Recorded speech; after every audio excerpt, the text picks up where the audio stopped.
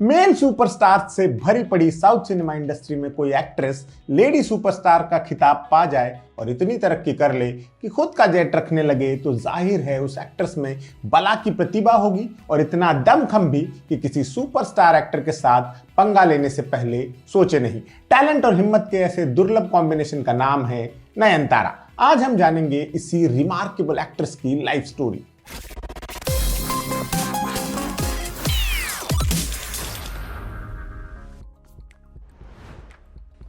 इससे पहले कि हम नयनतारा की लाइफ जर्नी को फॉलो करें, पहले जरा उनके एम्पायर पर नजर मार लेते हैं। नयनतारा 2 दशकों से ज्यादा वक्त से फिल्म इंडस्ट्री में एक्टिव हैं। इस दौरान उन्होंने नाम और पैसा भरपूर कमाया है।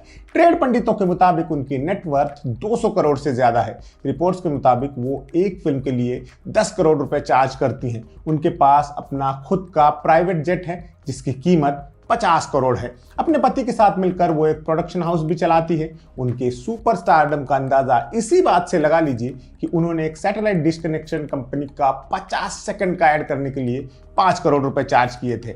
ऐसी भारी भरकम रकम जिन्हें आसानी से मिल जाती हो, उनकी पॉपुलैरिटी का आलम क्या होगा इसका अंदाजा आप लगा ही सकते हैं। और ये सब शुरू हुआ था एक साधारण ज्वेलरी एड से। 2003 के आसपास मलयालम फिल्मों के लेजेंडरी डायरेक्टर सत्यन अंतिकड़ अपनी आने वाली फिल्म के लिए फ्रेश चेहरे की तलाश में थे। फ्रेश यानी मासूम लेकिन कॉन्फिडेंट भी। तभी उनके हाथ लगती है वनीता मैगजीन। इसमें एक पेज पर ज्वेलरी का विज्ञापन छपा था।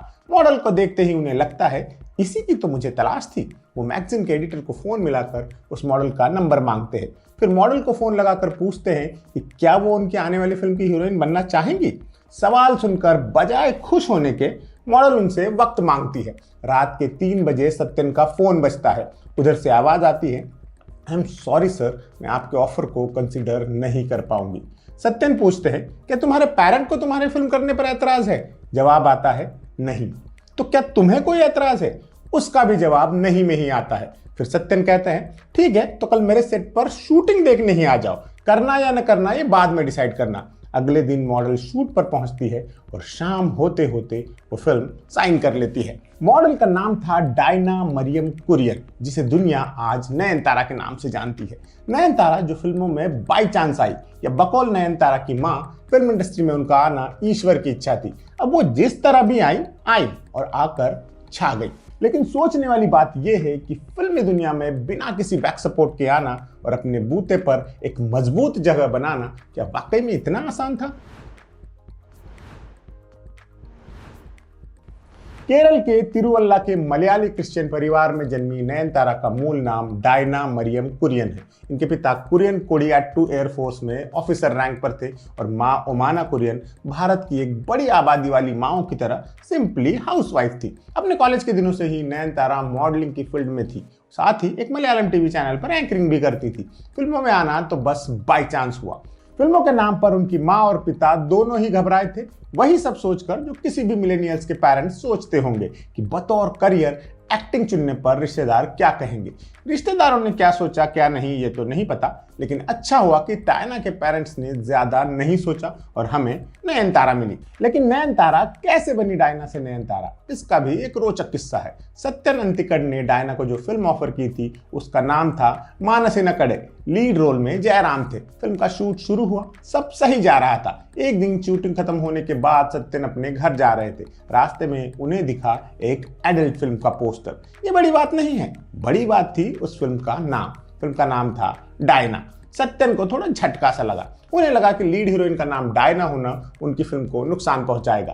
किसी अश्लील फिल्म से हीरोइन का नाम कैसे जुड़ सकता है। उपाय सोचा गया, हीरोइन का नाम बदलना होगा। पर्चियों पर 3 नाम लिखे गए। जो पर्ची उठाई गई उसमें लिखा था नयनतारा, तारों जैसी आंखों वाली। आगे चलकर इस तारे को सितारे में बदलते हुए पहले साउथ इंडिया और फिर पूरे हिंदुस्तान ने देखा। शुरुआत में कुछ फिल्में मलयालम में करने के बाद नयनतारा ने तमिल सिनेमा में एंट्री ली। हर किसी की किस्मत नयनतारा जितनी बुलंद नहीं होती कि 2003 से शुरू हुए फिल्मी करियर के 2 साल बाद ही चंद्रमुखी जैसी हॉरर कॉमेडी फिल्म मिल जाए, वो भी तमिलनाडु में भगवान की तरह पूजे जाने वाले रजनीकांत के साथ। इस फिल्म ने नयनतारा को रातों रात ग्लैमर क्वीन बना दिया। ऐसा सोचते हुए आप उनकी किस्मत पर रश कर सकते हैं, लेकिन लगे हाथ ये भी सोचना चाहिए कि रजनी जैसे कद्दावर अभिनेता के साथ काम करने के बावजूद ये नयनतारा ही थी जो मेहनत और काबिलियत के बूते अपनी पहचान बचा और बना ले जाती हैं। तभी तो गजनी जैसी सुपर डुपर हिट फिल्म को अपनी गलती बताने की हिम्मत कर पाती है। नयनतारा ने एक इंटरव्यू में बड़ी बेबाकी से कहा था कि गजनी फिल्म में काम करना उनकी सबसे बड़ी गलती थी। वजह थी उनके किरदार को कमजोर ढंग से पेश करना। उन्होंने कहा था, फिल्म साइन करते वक्त मुझे जिस रोल का नरेशन दिया गया था वो फिल्म बनते बनते बदल गया। मुझे लगा कि मेरे साथ धोखा हुआ है। तब से मैंने फैसला कर लिया कि स्क्रिप्ट पूरे ध्यान से सुनूंगी। बहरहाल तमिल सिनेमा में अय्या, चंद्रमुखी, गजनी और थलाई मगन जैसी फिल्में करने के बाद 2006 में नयनतारा ने तेलुगु सिनेमा में एंट्री ली वीवी विनायक की फिल्म लक्ष्मी से, जो ब्लॉकबस्टर साबित हुई। इसमें उनके साथ वेंकटेश ने लीड रोल किया था। फिल्म में हिट होने का ये सिलसिला 2010 तक साल दर साल लगातार चलता रहा। वल्लवन, बिल्ला, यारडिनी मोहिनी, सिम्हा, बॉस एंगिरा भास्करन, बॉडीगार्ड जैसी फिल्में तमिल, तेलुगु और मलयालम सिनेमा में उनके नाम की धाक जमाती रही। फिर आता है साल 2011 और आती है एक धार्मिक और पौराणिक फिल्म श्री राम राज्य। इसे वरिष्ठ डायरेक्टर बापू ने डायरेक्ट किया था। ये उनकी आखिरी फिल्म थी। इस फिल्म की शूटिंग के बाद नयनतारा एक ऐसा ऐलान करती है जिससे पूरी इंडस्ट्री में हलचल मच जाती है।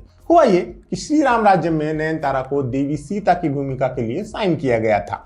इससे कुछ तमिल और तेलुगु धार्मिक संगठन भड़क गए। क्यों? इस क्यों का जवाब बड़ा दिलचस्प है। उन दिनों नयनतारा का नाम मशहूर डांसर, कोरियोग्राफर, डायरेक्टर, प्रोड्यूसर और एक्टर प्रभुदेवा के साथ जोड़ा जा रहा था। इस रिलेशनशिप पर यह इल्जाम था कि नयनतारा ने किसी का बसा बसाया घर तोड़ा है। उस वक्त प्रभुदेवा लता नाम की एक महिला से विवाहित थे। इसे दूसरे लफ्जों में कहे तो नयनतारा पर इल्जाम था कि उन्होंने किसी का पति चुराया था। तो अपने निजी जीवन में ऐसा व्यक्तित्व रखने वाली नयनतारा सीता की भूमिका कैसे निभा सकती थी, जबकि देवी सीता तो भगवान राम के लिए पूरी तरह समर्पित स्त्री थी। 2010 में प्रभुदेवा की पत्नी लता ने फैमिली कोर्ट में बाकायदा एक पिटीशन फाइल की थी कि प्रभुदेवा नयनतारा के साथ लिव इन में रहना छोड़कर घर लौट आए। उन्होंने ये धमकी भी दी थी कि अगर प्रभुदेवा ने नयनतारा से शादी की तो वो भूख हड़ताल पर चली जाएंगी। तमिल और तेलुगु दोनों फिल्म इंडस्ट्रीज में नयनतारा के खिलाफ बाकायदा प्रोटेस्ट किए गए। कई महिला संगठनों ने उनके पुतले जलाए, ये कहते हुए कि वो तमिल कल्चर को शर्मिंदा कर रही हैं। उन्हें श्री राम राज्यम से निकाले जाने की भी मांग हुई, लेकिन सामने थी नयनतारा, अपने नाम की तरह झिलमिलाती हुई नहीं बल्कि मजबूत इरादों वाली। वो डटी रही। उन्होंने फिल्म में काम तो किया ही, पूरी डेडिकेशन और डिसिप्लिन से किया। उनके कलीग बताते हैं कि पूरी शूटिंग के दौरान जिस ताज कृष्ण नाम के 5 स्टार होटल में वो ठहरी थी, वहां का न कुछ खाया न पिया, क्योंकि होटल नॉन वेजिटेरियन था। पूरे 1 महीने उनका खाना और पानी सब बाहर से आया। अब आते हैं हड़कंप वाली बात पर। नयनतारा ने यह कहकर सबको चौंका दिया था कि श्री राम राज्यम फिल्म के बाद वो अपने करियर से संन्यास ले लेंगी। करियर के पीक पर संन्यास कौन करता है भला? ये नयनतारा थी, कर सकती थी। वो नयनतारा के लिए इमोशनली बहुत कमजोर दिन थे। नयनतारा अपने लिए गए फैसले को स्पष्ट करते हुए कहती है, मैं कभी काम छोड़ना नहीं चाहती थी, मुझसे काम छोड़ने के लिए कहा गया था।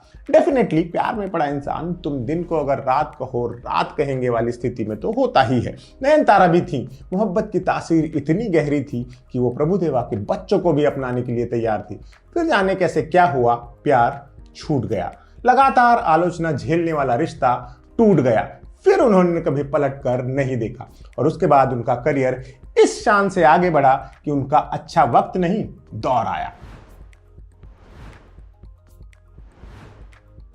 नयनतारा का फिल्मी सफर 2 दशकों से ज्यादा लंबा है, जिसमें मलयालम, तमिल, तेलुगु, कन्नड़ा के साथ हिंदी सिनेमा भी शामिल है। जवान की यंग और ग्लैमरस कॉप तो आपको याद ही होगी। बॉलीवुड के किंग शाहरुख खान के अपोजिट उनके जितना ही दमदार रोल करती हुई। यहाँ एक और छोटा सा किस्सा सुना देते हैं। जवान से 10 साल पहले की बात है। रोहित शेट्टी शाहरुख खान के साथ चेन्नई एक्सप्रेस बना रहे थे।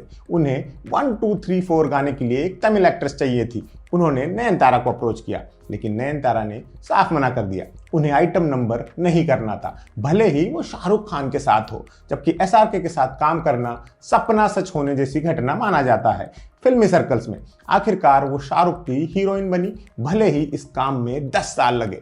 जवान उनके करियर की सबसे ज्यादा कमाई करने वाली फिल्म बनी। नयनतारा की सफल फिल्मों की लिस्ट में बिल्ला, राजा रानी, नानुम राउडीदा, इमैका नोडिगल, विश्वासम जैसी तमाम फिल्में तो हैं ही, लेकिन उन्हें लेडी सुपरस्टार उन फिल्मों ने बनाया जो महिला प्रधान रही। मसलन माया, आरम, कोलामावू कोकिला, नेत्रिकन, अन्नपूर्णी वगैरह वगैरह। इन फिल्मों ने यह साबित किया कि वो अकेले अपने दम पर फिल्मों को कामयाब बना सकती है। हालांकि अन्नपूर्णी बहुसंख्यकों की भावनाओं को आहत करने के चलते नेटफ्लिक्स से हटा दी गई थी। नयनतारा सिर्फ एक्टिंग करना ही नहीं जानती, बल्कि सूझबूझ के साथ इन्वेस्ट करना भी जानती है। रिपोर्ट्स के मुताबिक क्विक सर्विस रेस्टोरेंट्स इंडस्ट्री के वेंचर चाय वाले में उन्होंने बतौर एंजल इन्वेस्टर पैसा लगाया है। विकिपीडिया की माने तो एक ऑयल बिजनेस में भी उनका काफी इन्वेस्टमेंट है। इसके अलावा द लिप बाम कंपनी नाम से अपना खुद का स्किन केयर ब्रांड तो है ही, साथ ही राउडी पिक्चर्स नाम से एक प्रोडक्शन हाउस भी है। 2024 सिनेमा प्रेमियों को इसलिए भी याद रहता है कि इस साल साउथ के दो बड़े सुपरस्टार धनुष और नयनतारा के बीच एक लंबी और अगली जंग हुई, जिसकी गूंज सोशल मीडिया तक पर सुनाई पड़ी। दरअसल नयनतारा की डॉक्यूमेंट्री में नानुम राउडीदा फिल्म से कुछ सेकंड्स की क्लिप इस्तेमाल की गई थी। इस फिल्म को धनुष ने प्रोड्यूस किया था। डॉक्यूमेंट्री के रिलीज के बाद धनुष ने नयनतारा को 10 करोड़ का नोटिस भिजवा दिया। नयनतारा ने पूरे मामले को सोशल मीडिया पर पोस्ट करते हुए कहा कि धनुष ने बहुत गिरी हुई हरकत की है। उन्होंने कहा कि जिस 3 सेकंड की क्लिप को लेकर ये सब हो रहा है वो फिल्म का हिस्सा है भी नहीं, वो तो पर्सनल कैमरे से behind the scenes type shoot किया गया था। बावजूद इसके धनुष ने उन्हें हैरास करने के लिए नोटिस भेज दिया है। इसके बाद बात और आगे बढ़ी। धनुष ने अपने लॉयर के माध्यम से नयनतारा के लिए धमकी जारी की। धनुष के लॉयर ने कहा कि 24 घंटे के अंदर कंटेंट को हटा लिया जाए, वरना वो लोग कानूनी कार्रवाई करेंगे, और फिर केस भी कर दिया। उन्होंने नयनतारा, उनके पति विघ्नेश शिवन और उनकी company rowdy pictures private limited के खिलाफ मद्रास हाई कोर्ट में एक सिविल सूट दायर किया। फिर जब कोर्ट में सुनवाई हुई तब धनुष के वकील ने कोर्ट में उनके बिहाफ पर कहा, हमने एक एग्रीमेंट साइन किया था जो ये कहता है कि हमारा फिल्म के हर कैरेक्टर, फिल्म से जुड़ी हर बात पर कॉपीराइट है। हमारा उन कपड़ों पर तक हक है जो नयनतारा ने फिल्म में पहने थे। जाहिर है ये लड़ाई और भी बदसूरत हो गई। हालांकि कई महिला एक्टर्स ने नयनतारा का खुलकर समर्थन किया था। अब तक 75 फिल्मों में काम करते हुए नयनतारा तकरीबन 90 छोटे बड़े अलग अलग कैटेगरी के अवार्ड्स की लिस्ट में नॉमिनेट हुई हैं। इनमें से 53 अवार्ड्स उन्होंने जीते भी, जिसमें साउथ के 5 फिल्म फेयर अवार्ड्स के साथ आंध्र प्रदेश और तमिलनाडु की राज्य सरकारों के नंदी पुरस्कार और कलाई मामणी पुरस्कार भी शामिल है। 2018 में फोर्ब्स इंडिया सेलिब्रिटी 100 की लिस्ट में शामिल होने वाली वो इकलौती साउथ इंडियन एक्ट्रेस थी। हाल फिलहाल पूरे इंडियन सिनेमा में वो हाईएस्ट पेड एक्ट्रेस भी हैं।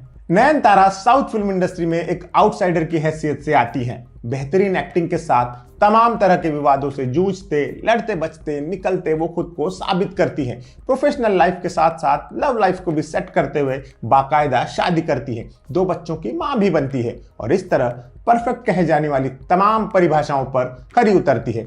मेल डोमिनेटिंग इंडस्ट्री में लेडी सुपरस्टार का तमगा अपनी मेहनत से हासिल करने वाली नयनतारा दरअसल सिर्फ अपनी मां, अपने करीबी दोस्तों की आंखों का तारा नहीं है, बल्कि फिल्मी दुनिया के आकाश में चमकने वाला वो ध्रुव तारा है जो उन तमाम लड़कियों को राह दिखाती हैं जिन्हें सुपरस्टार बनने के लिए किसी गॉडफादर की तलाश है। आज के एपिसोड में इतना ही। कल फिर मिलेंगे। आप देखते रहिए एम बोले तो।